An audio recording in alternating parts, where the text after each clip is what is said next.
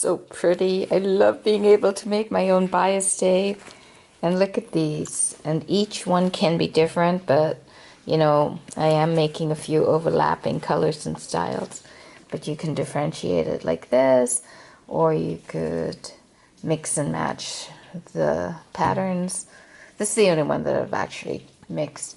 But then on the edging, I can put different colors, which makes it more interesting anyway, right? Fun! Okay, so I'm able to make sort of matching yet distinctive masks by mix and matching the bias tape. So you can be in a family and have the same fabrics in your mask, but still be able to detect which one is your mask.